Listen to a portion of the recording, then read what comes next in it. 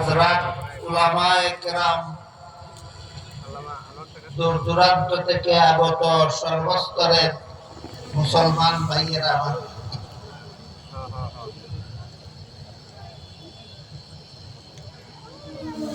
হযরত রাসূল করিম সাল্লাল্লাহু আলাইহি ওয়াসাল্লামের জীবন ইতিহাসকে সিরাতুন নবী বলা হয়। দুইটা আরবি দুইটা শব্দ সন্ধি হয়ে সিরাতুন নবী শব্দটা গঠিত।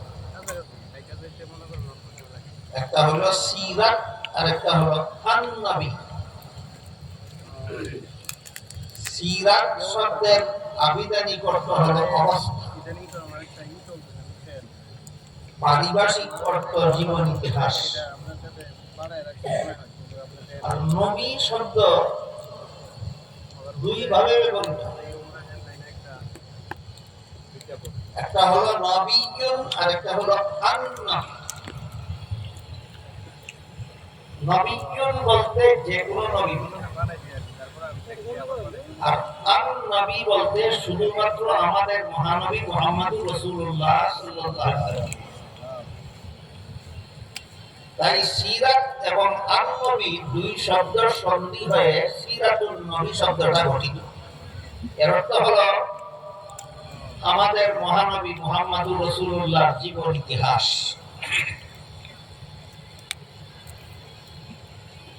এমর্মে পবিত্র কোরআনের এক আয়াতে আল্লাহ বলেন, লাকাদ কানা লাকুম ফি রাসূলিল্লাহি উসওয়াতুন হাসানাহ। অর্থাৎ আল্লাহর রাসূলের মধ্যে রয়েছে তোমাদের জন্য উত্তম আদর্শ। রাসূলের জীবন ইতিহাসের যে অংশ,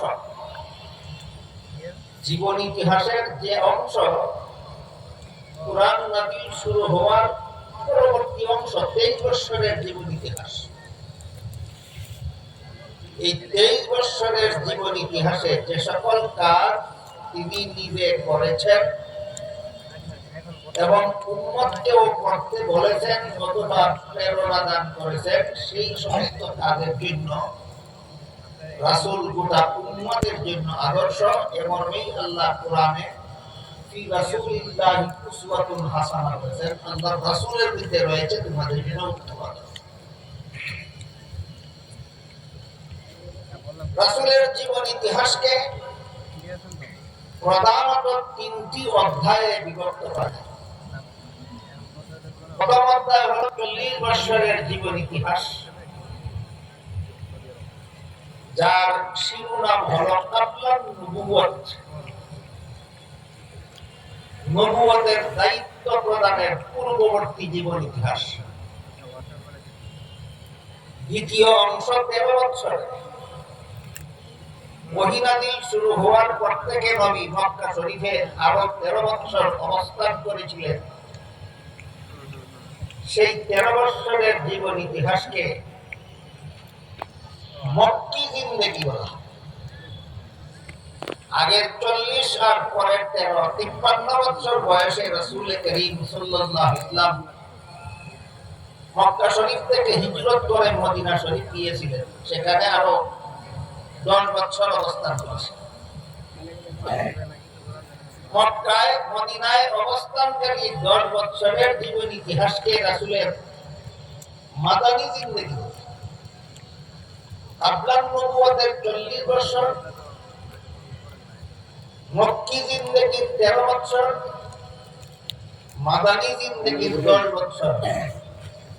এই হইল 63 বছরের জীবন ইতিহাস রাসূল করিম সাল্লাল্লাহু আলাইহি ওয়াসাল্লামের পুরোপুরি জীবন।